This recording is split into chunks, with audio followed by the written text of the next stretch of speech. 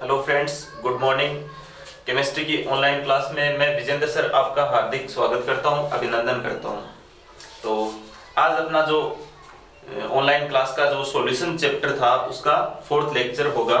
इससे पहले मैं आपको 3 लेक्चर इसके पूरे कंप्लीट करवा चुका हूं और साथ में ये बता चुका हूं मैं प्रत्येक लेक्चर देखते समय कॉपी पेन साथ में रखे, नोट्स बनाते जाएं। पहले के नोट्स और दूसरे के तीसरे के आपके पास बन गए होंगे ऐसी मैं उम्मीद करता हूं, और उनको रिवाइज भी करते रहें। और जो वीडियो डाला जाता है एक दिन का, जो लेक्चर एक होता है वो पूरा कंटिन्यूअसली आप देखें और उसके नोट्स बनाएं। चलो अब अपन स्टार्ट करते हैं नेक्स्ट। तो कल अपन ने बात करी थी सोल्यूबिलिटी की। कल अपनी बात हुई थी सोल्यूबिलिटी, विलेयता की।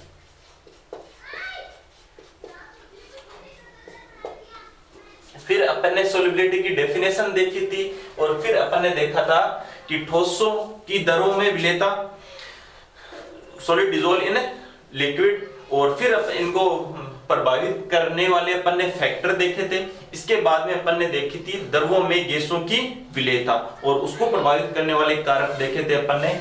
और अपना टॉपिक ये चल रहा था गैसों की द्रवों में विलेयता का। गैसों की द्रवों में विलेयता का चैप्टर अपना चल रहा था और इसमें भी मैंने अब्जॉर्प्शन कोफिशिएंट की डेफिनेशन डिफाइन करके फैक्टर अफेक्टिंग, जो प्रभावित करने वाले कारक थे उनके बारे में डिस्कशन चल रहा था। और वो भी मैंने 3 कारक यहाँ पर डिस्कस किए जा चुके हैं: nature of gases, nature of solvent और इफेक्ट ऑफ टेम्परेचर। ये 3 चीजें मैं बता चुका हूं, फर्स्ट, सेकंड और थर्ड। चौथा कारक, फोर्थ जो फैक्टर है इनकी सोल्यूबिलिटी को अफेक्टिंग करने वाला, प्रभावित करने वाला, वो है दाब का प्रभाव। दाब का प्रभाव, इफेक्ट ऑफ टेम्परेचर, यानी द्रवों में गैसों की विलेयता को दाब जो है, जो प्रेशर है, वो सबसे अधिक प्रभावित करता है। किस प्रकार से ये जो प्रेशर है वो गैसों की द्रवों में विलेयता को इफेक्ट करता है, इसके बारे में अपने को हेनरी ने बताया और एक नियम दिया, उसे अपन कहते हैं हेनरी का नियम, हेनरीज लॉ, हेनरी का नियम।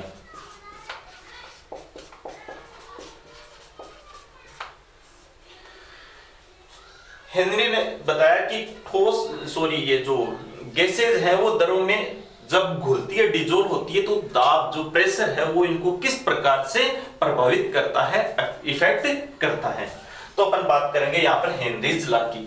देखो हेनरीज लॉ की डेफिनेशन क्या है। इस नियम के अनुसार एक निश्चित ताप या स्थिर ताप पर विलायक की निश्चित मात्रा में, या फिर अपन कहें विलायक के इकाई आयतन में घुली हुई गैस की मात्रा साम्य अवस्था पर द्रव विलायक की सतह पर गैस द्वारा डाले गए दाब के समानुपाती होती है। यहां पर मैं लिख रहा हूं, निश्चित ताप पर विलायक के इकाई आयतन में विलायक के इकाई आयतन में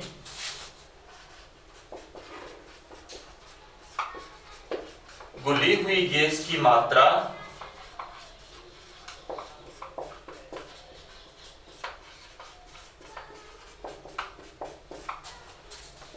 साम्य अवस्था में, एट इक्विलिब्रियम स्टेट, द्रव विलायक पर वाष्प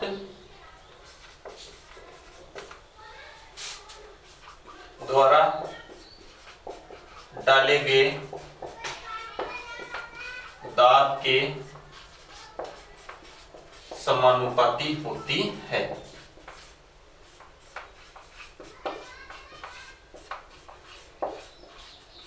यह है हेनरीज लॉ की डेफिनेशन, यानी एक निश्चित ताप पर विलायक के इकाई आयतन में घुली हुई गैस की मात्रा एट इक्विलिब्रियम स्टेट, साम्य अवस्था पर द्रव विलायक की सतह पर जो वाष्प है उसके द्वारा डाले गए दाब की क्या होती है, प्रोपोर्शनल यानी समानुपाती होती है। यहाँ पर अपन लिखेंगे गैस की घुली हुई मात्रा होती है m समानुपाती p। यानी यहाँ पर गैस की घुली हुई मात्रा है m और जो साम्य अवस्था पर वाष्प द्वारा डाला गया दाब है p। ये प्रोपोर्शनलिटी कांस्टेंट है और इस कांस्टेंट को यहां से हटाने के लिए कोई ना कोई कांस्टेंट यहां पर प्रोपोर्शनलिटी सिंबल है, इस सिंबल को यहां से हटाने के लिए कोई ना कोई कांस्टेंट यहां पर आएगा, वो है m बराबर k p। जैसे यहां पर ये इक्वेशन एक बन गई अपनी। यहां पर m है घुली हुई गैस की मात्रा, डिजोल्व गैसेस है, P है साम्य अवस्था पर एट इक्विलिब्रियम स्टेट डाला गया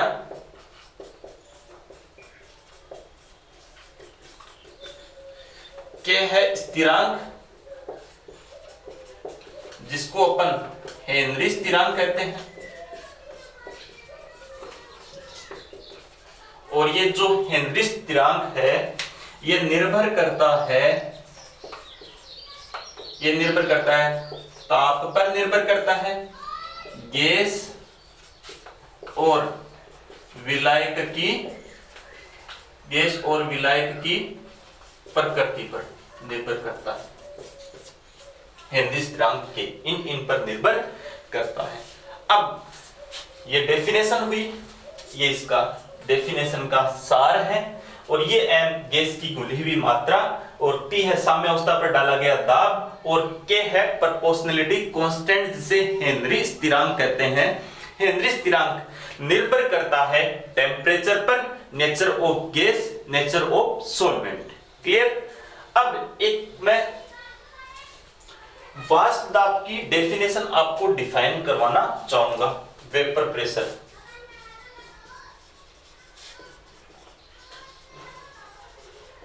वाष्प दाब क्या होता है? देखो अपन वेपर प्रेशर की जब बात करेंगे, जब वेपर प्रेशर के बारे में डिस्कशन करेंगे तो बात होगी बंद पात्र की। किसी बंद पात्र में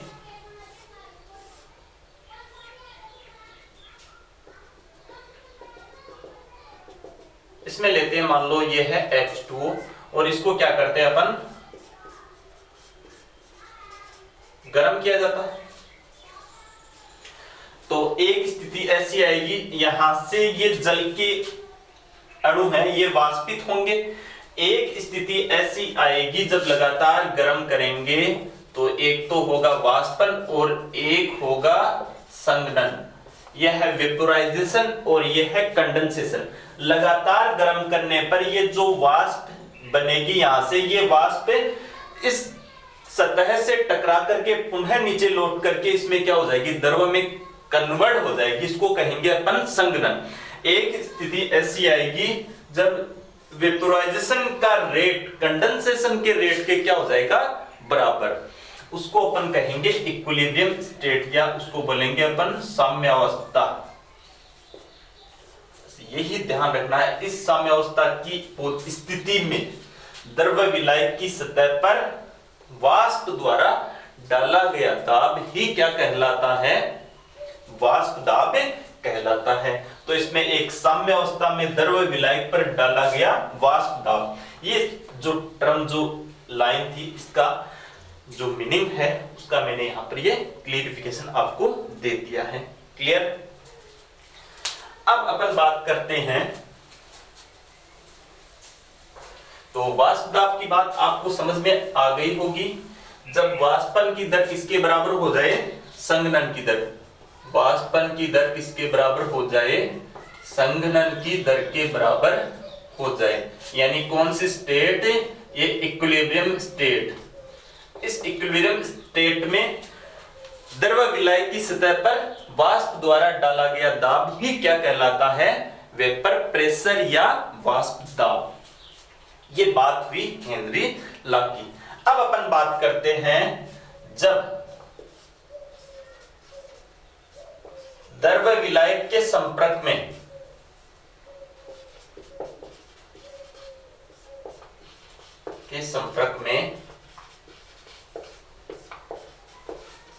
एक से अधिक गैसेज हो,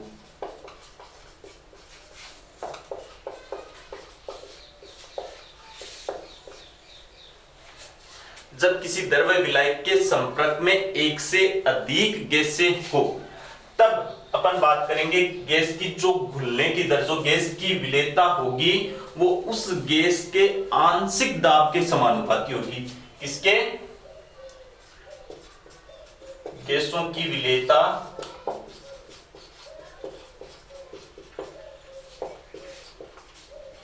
उनके आंशिक दाब के समानुपाती होगी। पार्शियली प्रेशर,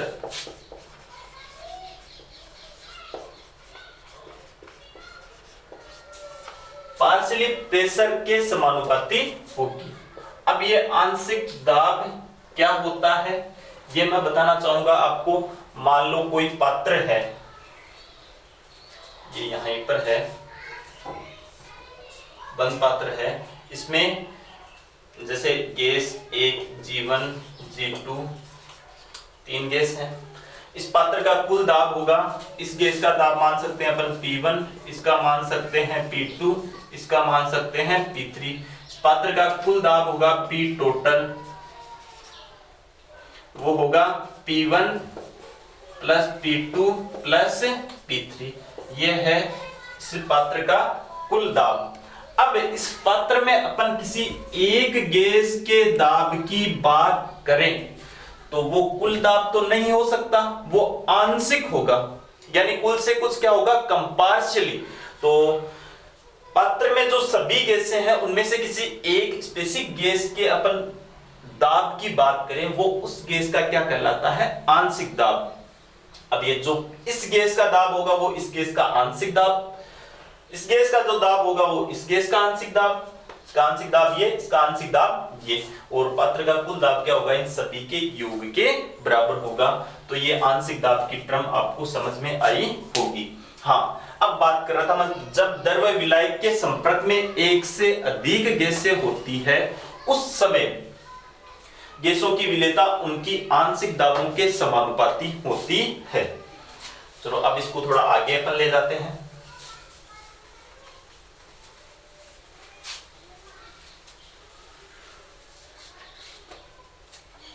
और गैस का आंशिक दाब जो होता है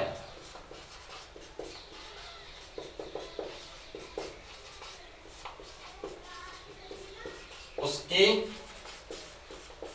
मोल भिन्न के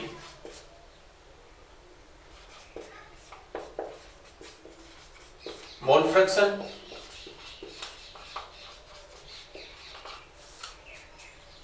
के समानुपाती होता है। यानी यहां पर अपन कह सकते हैं एक गैस की अपन बात करेंगे मात्रा कितनी क्या होगी, वो उसकी मोल भिन्न के रूप में होगी। ये अपन आगे राउल्ट लॉ में भी पढ़ेंगे कि आंशिक दाब गैस की मोल भिन्न के क्या होता है, समानुपाती। जैसे मान लो कोई गैस है, किसी गैस का आंशिक दाब P1 है, वो किसके समानुपाती होगा, उस गैस की मोल भिन्न के समानुपाती होगा। जैसे बात कर रहे हैं ना, द्रव्य विलायक के संपर्क में एक से अधिक गैसें हो तो किसी एक गैस का आंशिक दाब अपन मान लेते हैं P, तो वो आंशिक दाब उस गैस की मोल भिन्न के समानुपाती होगा। किसी दूसरी गैस का आंशिक दाब अपन दूसरा मानेंगे, वो उस दूसरी गैस की मोल भिन्न के क्या होगा, समानुपाती होगा। ये कब बात है, जब द्रव्य विलायक के संपर्क में एक से अधिक गैसें हो। क्लियर? तो यहां पर भी ये प्रोपोर्शनलिटी साइन हटाने के लिए एक स्थिरांक आएगा Px1। ये कब निकाला जाता है, जब द्रव्य विलायक के संपर्क में एक से अधिक गैसें हो, तब गैसों की विलेयता किसके समानुपाती, आंशिक दाब के समानुपाती होती है। और ये बताया गैस का आंशिक दाब उसकी मोल भिन्न के समानुपाती होता है। ये अपन कहां पर पढ़ेंगे, राउल्ट लॉ में, उसके ये उस नियम में पढ़ेंगे। लेकिन गैसों का आंशिक दाब किसके समानुपाती होता है, उनकी मोल भिन्न के क्या होता है, प्रोपोर्शनल होता है। एक बार इसका आप स्क्रीनशॉट ले सकते हो। या फिर आपको पीडीएफ नीचे डिस्क्रिप्शन में मिल जाएगी, उसमें से आप नोट्स ले सकते हो।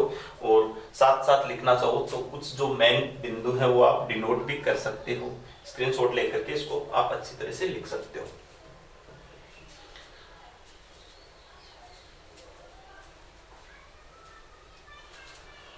चलो अब अपन बात करते हैं हेनरी लॉज की आगे।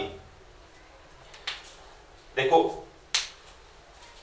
जैसे यहां पर मैं बता रहा हूं उसको इधर,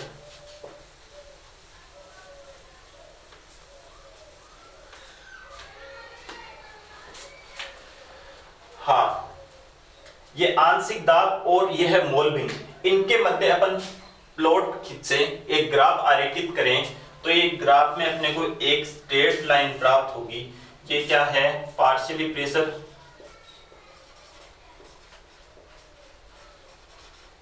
यानी क्या कहेंगे इसको, आंशिक दाब, और इधर क्या रहेगी, मोल फ्रैक्शन, मोल भिन्न।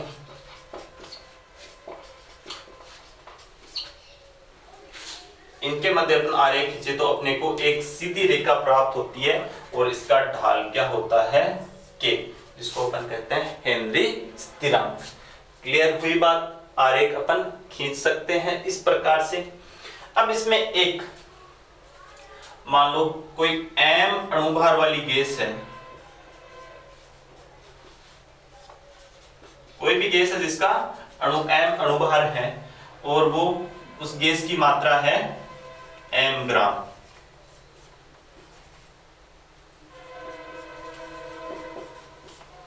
m अणुभार, मोलिकुलर वेट, एक अणु का भार, अणुभार उसके कितने ले रखे हैं अपने, m ग्राम, और अपन ने निश्चित ताप पर ले रखा है, निश्चित ताप पर, निश्चित ताप T पर, एक निश्चित ताप T पर m मोलिकुलर वेट वाली गैस का कितना भार है, m, और उसका आयतन, आयतन V तथा साम्यावस्था पर दाब P है। तो आदर्श गैस समीकरण से, ideal gas equation,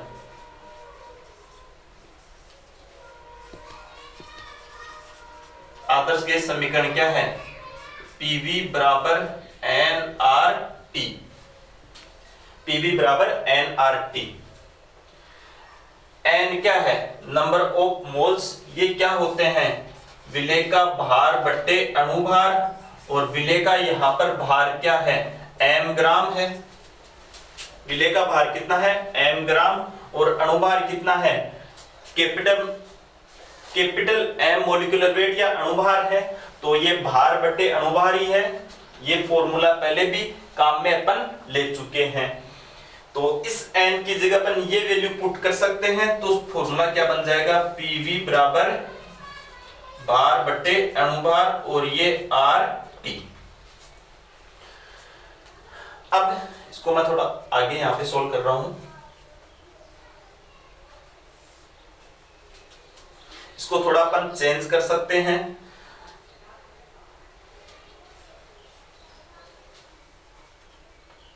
V is equal to क्या हो जाएगा, यहां पर मैं लिख रहा हूं m अपॉन p, p नीचे आ गया, और ये हो गया RT अपॉन कैपिटल M। ये अब देखो आपको दिख रहा है R क्या है, गैस कांस्टेंट,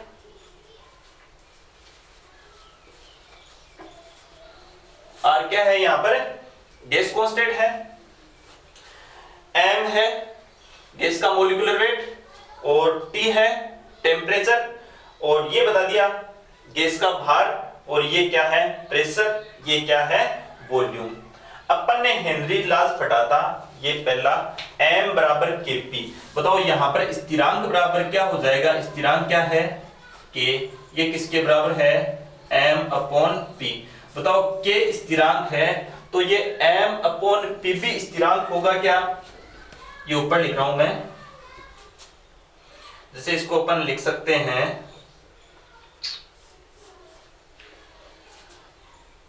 k बराबर m अपॉन p। k क्या है यहां पर स्थिरांक, तो m अपॉन p भी क्या होगा, स्थिरांक। तो यहां पर आप लिख सकते हो साथ ही ये m अपॉन p क्या होगा, m अपॉन p स्थिरांक होगा। तो यहां पर m अपॉन p क्या है, कांस्टेंट, r ऑलरेडी फिक्स है, t ऑलरेडी फिक्स है, m ऑलरेडी फिक्स रहता है। तो यहां पर v भी क्या रहेगा, v किसके बराबर है, m अपॉन p, जो क्या है, स्थिरांक है, जो क्या है यहाँ पे स्थिरांक है। तो ये v यानी निश्चित ताप यानी स्थिर ताप पर जो गैस का दाब है वो आयतन पर निर्भर नहीं करता है।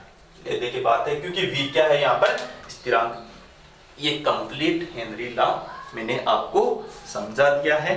एक बार मैं फिर से इसको समझा रहा हूं, आपको बता रहा हूं। गैसों की दरों में विलेयता पर दाब का प्रभाव सर्वाधिक प्रभावित करने वाला ये कारक है। इसके बारे में बताया, प्रभाव के बारे में हेनरी ने, और जो नियम दिया उसको अपन हेनरी का नियम कहते हैं। वह नियम है निश्चित ताप पर द्रव्य विलायक के इकाई आयतन में घुली हुई गैस की मात्रा साम्य अवस्था पर द्रव्य विलायक की सतह पर जो वाष्प द्वारा डाला गया दाब है उसके क्या होती है, समानुपाती।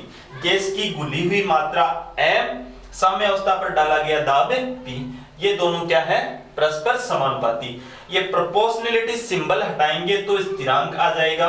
m गैस की घुली हुई मात्रा के p साम्य अवस्था पर डाला गया दाब के कांस्टेंट, जिसको अपन हेनरी कांस्टेंट कहते हैं। ये किस पर निर्भर करता है, टेम्परेचर पर निर्भर करता है।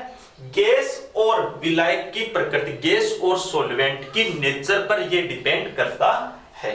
ठीक है। इसके बाद में यहां पर मैंने समझाया वाष्प दाब, जब वेपोराइजेशन और कंडेंसेशन की रेट इक्वल हो जाए उस समय अपन कहेंगे एट इक्विलिब्रियम स्टेट पर दोनों इक्वल होगी है साम्य अवस्था। तो साम्य अवस्था पर द्रव्य विलायक की सतह पर वाष्प द्वारा डाला गया दाब ही क्या कहलाएगा, वेपर प्रेशर कहलाएगा या वाष्प दाब कहलाएगा। ये वाष्प दाब मैंने आपको यहां पर डिस्कशन करा। इसके बाद में मैंने कहा जब द्रव्य विलायक के संपर्क में एक से अधिक गैसें होती है तब गैसों की विलेयता उनकी आंशिक दाबों के समानुपाती होती है, यानी आंशिक दाबों पर निर्भर करेगी। क्लियर। और गैस का आंशिक दाब उसकी मोल भिन्न के समानुपाती होता है। ये आंशिक दाब मोल भिन्न के समानुपाती। प्रोपोर्शनलिटी सिंबल हटाएंगे तो ये प्रोपोर्शनलिटी कांस्टेंट आएगा। ठीक है। अब अपन इन दोनों के मध्य आरेख प्लॉट करें तो ये आपने 10th क्लास में पढ़ा होगा। एक लीनियर इक्वेशन आती है, सरल रेखा आरेख, y बराबर mx, y equal to mx। ये y एक्सिस पर आता है प्रेशर और ये जो अक्ष है वो अक्ष एक्सिस पर आता है। तो इनके मध्य अपन ने प्लॉट खींचा तो अपने को एक स्ट्रेट लाइन प्राप्त हुई जिसका स्लोप या ढाल क्या है, स्थिरांक, हेनरी स्थिरांक की। क्लियर बात यहां तक। उसके बाद में मैंने आपको ये बताया, मानो कि निश्चित ताप T पर m अणुभार वाली कोई गैस जिसका m ग्राम भार V आयतन में साम्य अवस्था पर जो दाब P है उसमें घुला हुआ है। तो आदर्श गैस समीकरण सभी जानते हो, PV बराबर nRT। n क्या, भार बट्टे अणुभार, मोलों की संख्या भार बट्टे अणुभार। गैस का भार कितना है, m ग्राम, अणुभार कितना है गैस का, बड़ा M। तो इस n की जगह अपन ये पुट कर सकते हैं, बस इतना ही मैंने करा है। P को इधर ले जाकर के भाग दे दिया, m upon P RT upon M। फिर मैंने बताया m अपॉन P, आप इसमें देखो ये K बराबर m अपॉन P, ये स्थिरांक के बराबर है तो ये भी स्थिरांक है। तो m अपॉन P क्या है, स्थिरांक। R भी कांस्टेंट है, ये भी फिक्स है, ये भी फिक्स है। तो आप बताओ मेरे को ये V भी स्थिरांक होगा या नहीं होगा, यानी V पर निर्भरता नहीं रहेगी प्रेशर की निश्चित ताप पर। ये चीज आपको क्लियर हुई। तो यहां पर ये आपका हेनरीज जो लॉ था वो होता है कंप्लीट। अब इसमें हेनरी लॉ की कमियां, लिमिटेशंस ऑफ हेनरीज लॉ।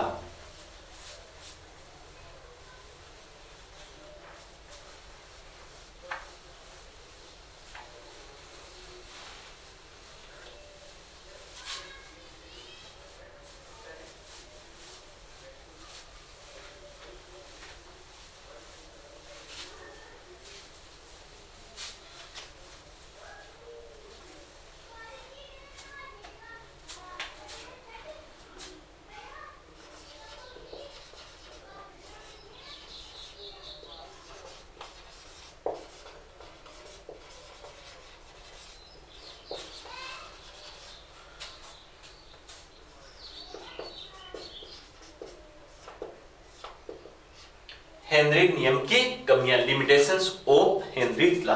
देखो ये हेनरीज लॉ कब लागू होगा, जब ताप, जो अपन लिमिटेशन पढ़ेंगे इसमें जो कमियां पढ़ेंगे, जैसे ये 4-5 कमियां मैं एक बार आपको डिस्कशन कर देता हूं। ताप बहुत कम नहीं होना चाहिए, दाब बहुत अधिक नहीं होना चाहिए। जैसे दाब अधिक नहीं हो, ताप बहुत कम नहीं हो। यानी कमियां मतलब यह नियम तभी लागू होता है जब दाब अधिक नहीं हो, जब ताप बहुत कम नहीं हो। विलेय, विलेय कौन है, गैस और विलायक के मध्य कोई रासायनिक क्रिया नहीं हो, कोई रासायनिक क्रिया नहीं हो। केमिकल रिएक्शन डजंट अकर, यहां पर कोई केमिकल रासायनिक क्रिया या केमिकल प्रोसीजर यहां पर नहीं होनी चाहिए। रासायनिक क्रिया मतलब जैसे संगुणन हो जाए, विलायक में विलेय का संगुणन हो जाए, या फिर मैं कहूं वियोजन हो जाए। मतलब संगुणन का मतलब 2 या 2 से अधिक अणु जुड़ जाएं, वो संगुणन। और वियोजन का मतलब विलेय का क्या हो जाए, टूटना या विघटित होना, वो नहीं होना चाहिए। यानी विलेय और विलायक के मध्य कोई केमिकल प्रोसीजर नहीं होना चाहिए, तब ही ये नियम अप्लाई होता है, अदरवाइज नहीं होता है। विलयन अत्यंत तनु होना चाहिए, विलयन अत्यंत तनु होना चाहिए।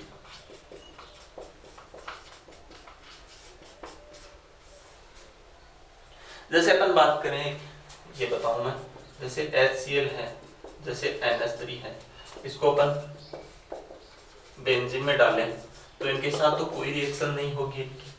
लेकिन आप जानते हो HCl और NH3 को अगर अपन वाटर में डालें तो क्या बने, इसके वाटर के साथ ये क्रिया करेगा नहीं करेगा।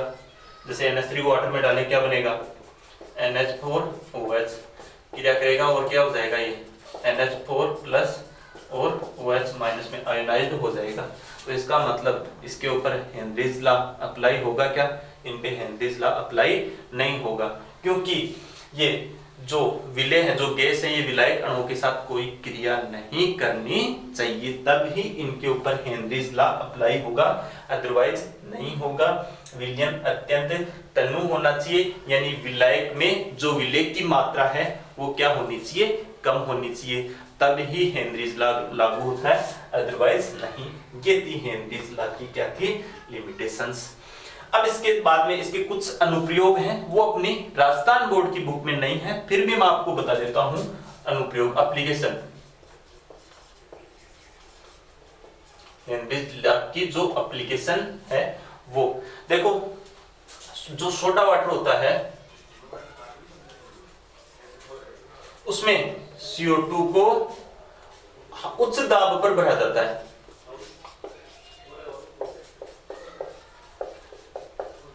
सोडा वाटर में CO2 मिक्स करने के लिए उसका दाब बढ़ाया जाता है, क्योंकि दाब बढ़ाने पर विलेयता बढ़ती है। M समानुपाती P था, घुली हुई मात्रा साम्यावस्था पर डाले गए दाब के समानुपाती, यानी ये बढ़ेगा तो घुली हुई मात्रा बढ़ेगी। तो CO2 ज्यादा डिजोल्व हो सोडा वाटर में तो उसके लिए क्या करा जाता है, दाब बढ़ाया जाता है, जिससे CO2 की मात्रा उसमें क्या होती है, अधिक घुलती है। तो जो कोल्ड ड्रिंक्स है, सोडा वाटर है, उसमें उच्च दाब पर CO2 क्या करी जाती है, भरी जाती है। तो ये क्या है, एप्लीकेशन है, किसका एप्लीकेशन है, हेनरीज लॉ। हेनरीज लॉ अपने को बताता है कि दाब बढ़ाने पर गैस की जो सोल्युबिलिटी है वो बढ़ती है। क्लियर। अब इसके बाद में अपन दूसरा एक है बेंड्स।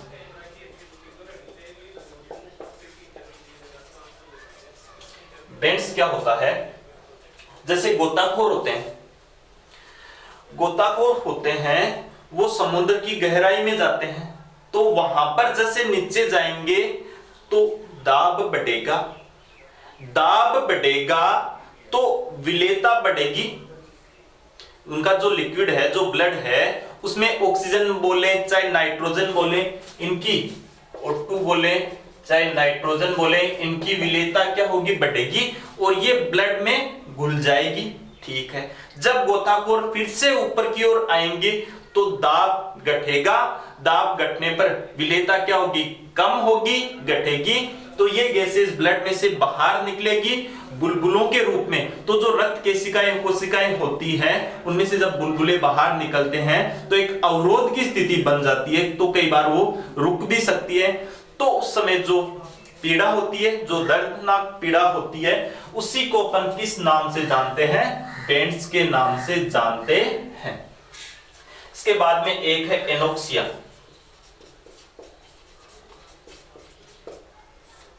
यानी एनोक्सिया है पहाड़ी क्षेत्र में ऊपर की ओर जो लोग रहते हैं उनमें यह देखने को ज्यादा मिलता है। होता क्या है, पहाड़ी क्षेत्र पर्वतों पर या पर्वतारोही की बात करें, ऊपर की ओर जाएंगे तो गैसों का दाब क्या होता है, कम। ऊपर की ओर जाने पर इनका आंशिक दाब क्या होता है, गैसों का कम होता है।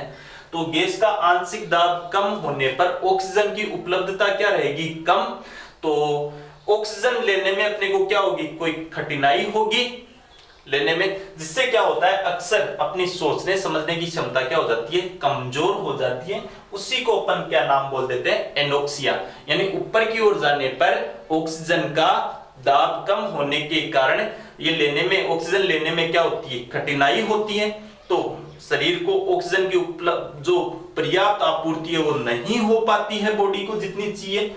तो क्या अपनी सोचने समझने की क्षमता, यानी सोचने की क्षमता में क्या आ जाती है, कमी, उसको अपन कहते हैं एनोक्सिया। तो ये थे राउल्ट नियम के अनुप्रयोग। सोडा वाटर, दूसरा बेंड्स बताया। हाँ, इससे निजात पाने के लिए गोताखोर हल्की गैसें हीलियम को यूज करते हैं श्वसन के रूप में। तीसरा बताया एनोक्सिया। ये मेरी तरफ से हेनरीज लॉ हो गया कंप्लीट।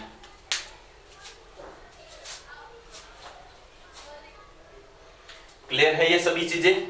अब अपन नेक्स्ट टॉपिक की बात करते हैं।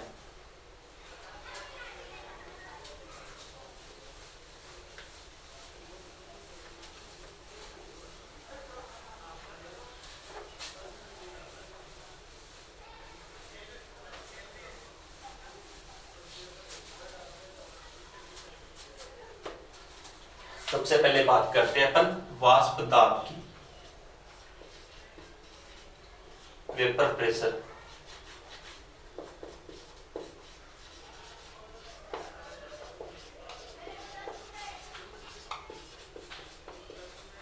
वाष्प दाब, अभी आपको मैंने बताया वाष्प दाब क्या होता है। जब वाष्पन की दर,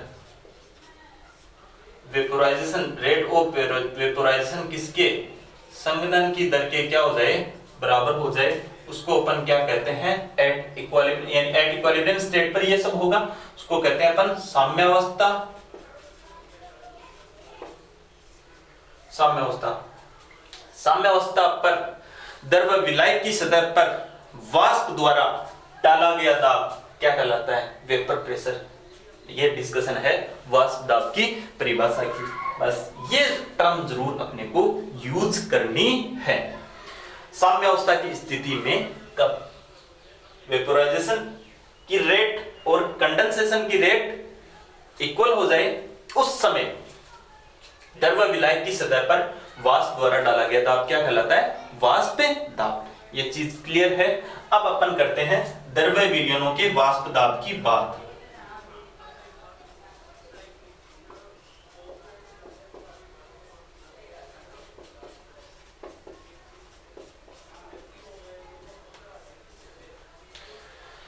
vapour pressure of liquid solution, इसमें अपन सबसे पहले बात करेंगे। सबसे पहले अभी यहाँ पर ये बताया मैंने वेपर प्रेशर के बारे में बात करते हैं। वाष्प दाब का अवनमन,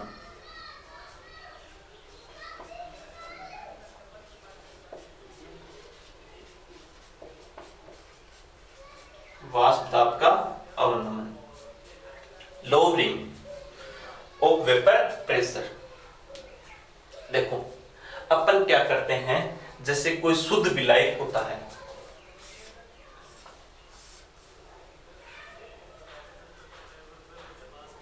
वही विलायक लेते हैं अपन H2O, ये बंद पात्र में है। अब एट इक्विलिब्रियम स्टेट में ये जब सिचुएशन होगी तब वाष्प द्वारा सरफेस पर डाला गया दाब वाष्प दाब कहलाएगा। क्लियर?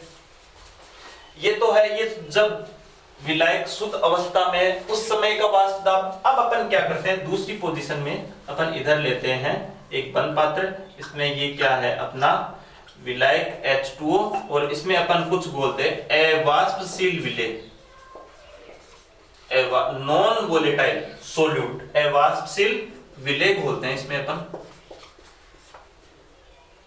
इसको कहें अपन नॉन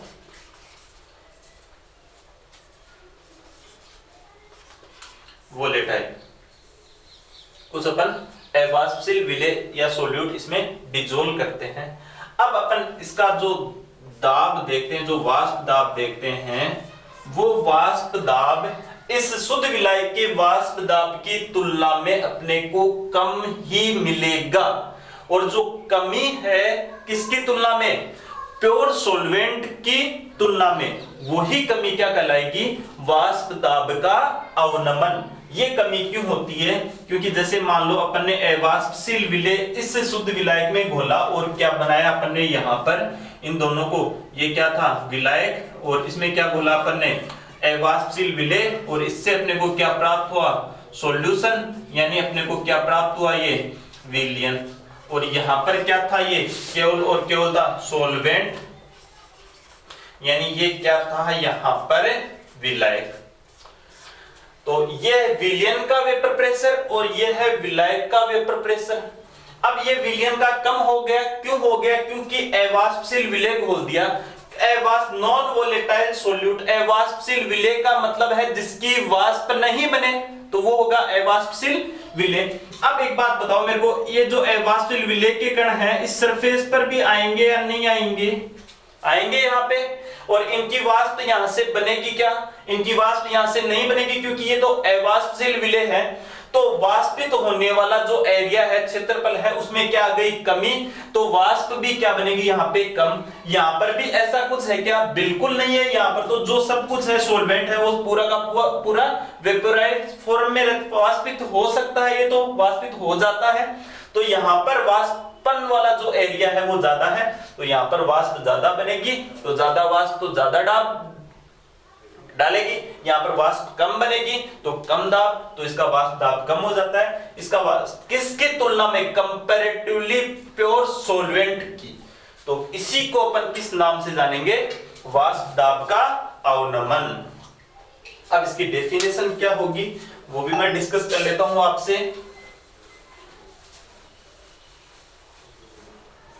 यहां पर नोट कर देता हूं डेफिनेशन में आपको।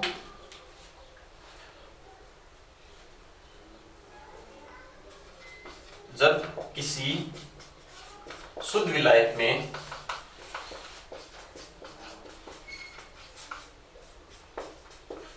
अवाष्पशील विलेय दाब खोलकर बनाए गए विलयन का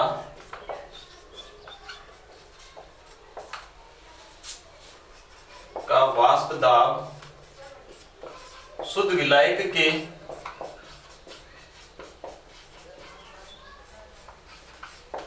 वाष्प दाब की तुलना में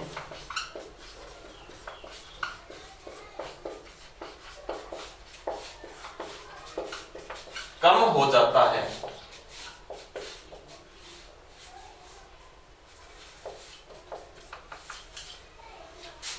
इसे ही अपन क्या कहेंगे, इस कमी को ही, इसे वाष्प दाब का, इस कमी को ही, इसे ही वाष्प दाब का अवनमन कहा जाता है,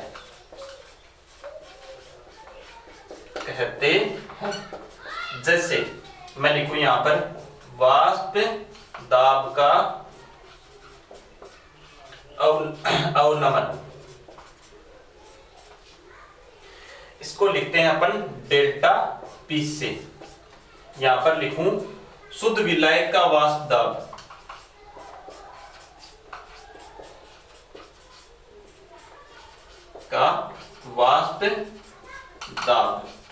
इसको लिखते हैं अपन पी नोट से, माइनस विलयन का वाष्प दाब,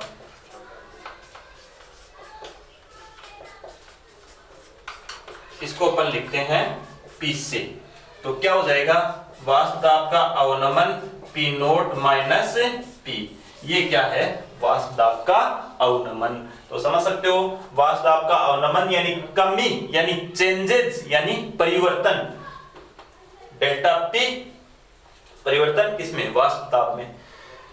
ज्यादा किसका है, शुद्ध विलायक का, कम किसका हुआ है, विलयन का। तो इसमें से ये घटाएंगे तो वाष्प दाब में कितना परिवर्तन है, कितनी कमी है, वो अपने को यहां पर प्राप्त हो जाएगी। क्लियर है ये सभी को। ये हुआ आपका वेपर प्रेशर और वाष्प दाब का अवनमन, दोनों चीजें क्लियर है। अब अपन नेक्स्ट आगे चलते हैं। अब पढ़ेंगे अपन राउल्ट लॉ। हटाएं इसको।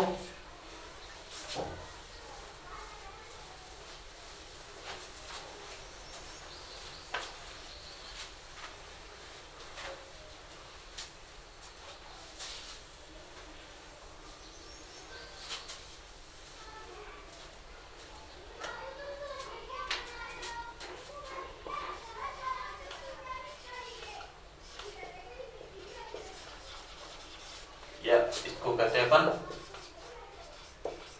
राउल्ट नियम, राउल्ट का नियम। देखो राउल्ट का नियम क्या होता है, इसके बारे में अपन बात करेंगे। देखो राउल्ट लॉज को अपन यहां पर दो पार्ट्स में डिवाइड करेंगे। एक तो वाष्पशील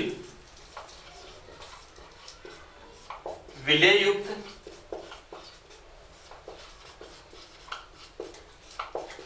विलयन के लिए,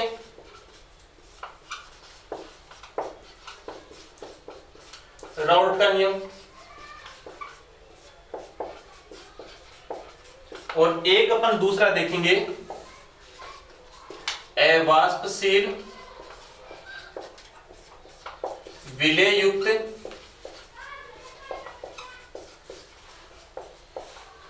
विलयन के लिए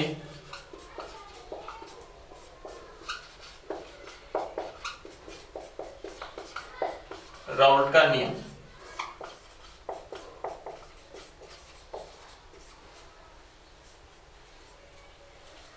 तो यहां पर इसको अपन ने टू पार्ट्स में डिवाइड कर लिया। एक तो वोलेटाइल सोल्यूट वाला और एक नॉन वोलेटाइल सोल्यूट वाला, वाष्पशील विलययुक्त विलयन के लिए, और एक है अवाष्पशील विलययुक्त विलयन के लिए राउल्ट का नियम। तो पहले अपन पढ़ेंगे Raoult's law for volatile solute solution. इसके लिए अपन पढ़ेंगे, जैसे मान लो कोई भी सॉल्यूशन है, उसमें दो घटक हैं, घटक या अवयव घटक ए और घटक बी। दोनों ही क्या है, वाष्पशील, यानी दोनों ही क्या है, दो घटक हैं, और दोनों घटक क्या हैं, वाष्पशील हैं।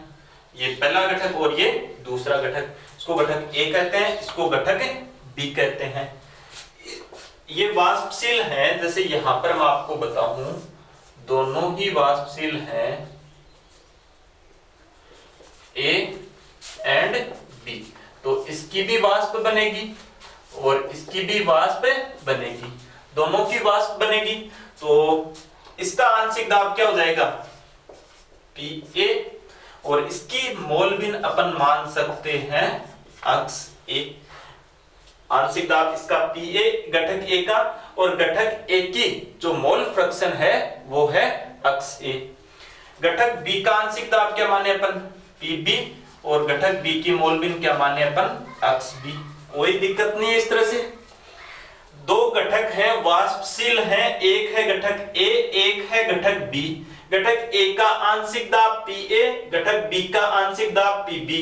घटक ए की मोल फ्रैक्शन या मोल भिन्न XA, घटक बी की मोल फ्रैक्शन या मोल भिन्न XB। क्लियर? अब अपने को राउल्ट्स लॉ क्या कहता है? राउल्ट्स लॉ कहता है कि कोई भी सॉल्यूशन है उसमें चाहे विले वोलेटाइल हो चाहे नॉन वोलेटाइल हो, उसका आंशिक दाब मोल भिन्न के समानुपाती होता है। तो यहां पर घटक ए का आंशिक दाब घटक ए की मोल भिन्न के समानुपाती होता है। तो अकॉर्डिंग टू राउल्ट्स लॉ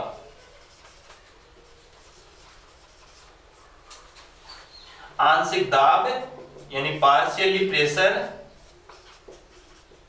समानुपाती मोल भिन्न, यानी घटक ए का आंशिक दाब क्या है? Pa, और इसकी मोल भिन्न क्या है? XA। घटक बी का आंशिक दाब क्या है? Pb, इसकी मोल भिन्न क्या है? XB। अब आप सभी जानते हो कि प्रोपोर्शनलिटी सिंबल हटाने के लिए एक कांस्टेंट आता है, उसको प्रोपोर्शनलिटी कांस्टेंट कहते हैं। तो ये Pa is equal to P naught A XA, Pb is equal to P naught B XB। कोई दिक्कत नहीं है यहां पर। हाँ, एक चीज P नोट A और P नोट B क्या है यहां पर? P naught A and P naught B। जब घटक A एवं B शुद्ध अवस्था में थे, अवस्था का वाष्प दाब, यानी जब घटक A और घटक B प्योर फॉर्म में थे उस समय इनका जो वाष्प दाब है वो है। अब आप यहां पर प्योर फॉर्म में नहीं, यहां पर मिक्स है। अब आपको यहां पर कहूं मैं कि विलयन का वाष्प दाब क्या होगा? विलयन का वाष्प दाब, विलयन का वाष्प दाब होगा P टोटल, इसका आंशिक दाब घटक A का प्लस घटक B का आंशिक दाब। घटक A का आंशिक दाब क्या है? P टोटल बराबर P naught A XA plus P naught B XB। अपन जानते हैं विलयन की मोल भिन्न XA प्लस XB सदैव इकाई होती है। क्या डिस्कशन कर चुका या नहीं कर चुका पीछे? विलयन की मोल भिन्न mole fraction of solution always unit इकाई होती है। तो यहां पर दो घटक हैं, दोनों की जोड़ने पर एक आ रही है। तो एक घटक की अपने को यदि पता है तो एक में से उसको घटा दे तो दूसरे घटक की अपने को प्राप्त हो जाएगी। क्या? तो यहां पर मैं लिख सकता हूं x a बराबर 1 माइनस XB पुट कर सकता हूं। क्या? तो इस x a के स्थान पर 1 माइनस XB लिख सकते हैं, क्योंकि घटक विसरण की मोल भिन्न इकाई, और अगर एक में से XB वाली घटा दें तो x a की अपने को प्राप्त हो जाएगी। तो x a के स्थान पर 1 माइनस XB पुट कर सकते हैं। P टोटल बराबर P naught A 1 minus XB plus P naught B XB। अब इसको थोड़ा सोल्व कर लें अपन। P इजिकल टू ये से मल्टीप्लाई होगा तो क्या? P नोट A माइनस ये से multiply P naught A XB plus P naught B XB। अब यहां पर आप देख सकते हो यहां पर क्या कॉमन आ जाएगा? XB। तो P is equal to P naught A, ये वैल्यू पहले लिख देता हूं मैं। इसमें कॉमन क्या लिख दिया मैंने? XB। XB लिखने के बाद में क्या बचा? P naught B। इसमें से ये माइनस वाला सिंबल, ये XB कॉमन आ गया, क्या बचा? P naught A। ये अपने पास इक्वेशन प्राप्त हुई है। किसके लिए? वाष्पशील विलेय युक्त विलयन का वाष्प दाब। कैसे निकालोगे? ये विलयन का वाष्प दाब है। कौन सा विलयन? वाष्पशील विलेय युक्त विलयन का वाष्प दाब एक निश्चित ताप पर। क्लियर हुई? एक बार फिर से मैं इसको समराइज करता हूं। Routes law for volatiles solute in dissolve solvent, यानी वह विलयन जिसमें वाष्पशील विलेय घुला हुआ हो। मान लो दो घटक हैं विलयन में और दोनों ही वाष्पशील, घटक ए है घटक बी है। इस घटक का आंशिक दाब Pa, इसका आंशिक दाब Pb। घटक ए की मोल भिन्न अक्ष A, घटक बी की मोल भिन्न अक्ष B। क्लियर? राउट्स लॉ क्या कहता है कि partially pressure proportional to mole fraction, आंशिक दाब मोल भिन्न के समानुपाती। ये राउल का नियम कहता है। कौन कहता है? ये राउल का नियम। तो आंशिक दाब मोल भिन्न के समानुपाती Pa Pb, यानी घटक ए का आंशिक दाब घटक ए की मोल भिन्न के समानुपाती, घटक बी का आंशिक दाब घटक बी की मोल भिन्न के समानुपाती। ये प्रोपोर्शनलिटी सिंबल हटाया तो क्लियर? ये Pa नोट और P नोट B क्या है? क्लियर? अब विलयन का कुल दाब कितना होगा?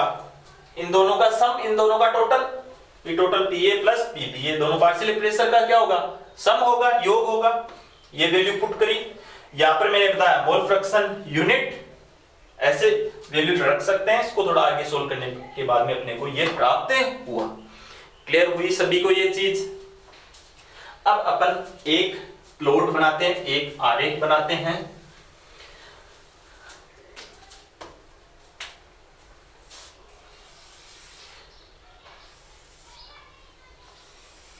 इधर लिखता हूं मोल फ्रैक्शन,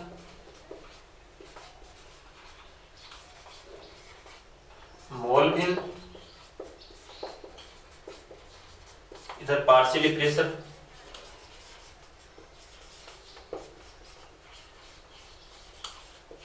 यानी आंशिक दाब,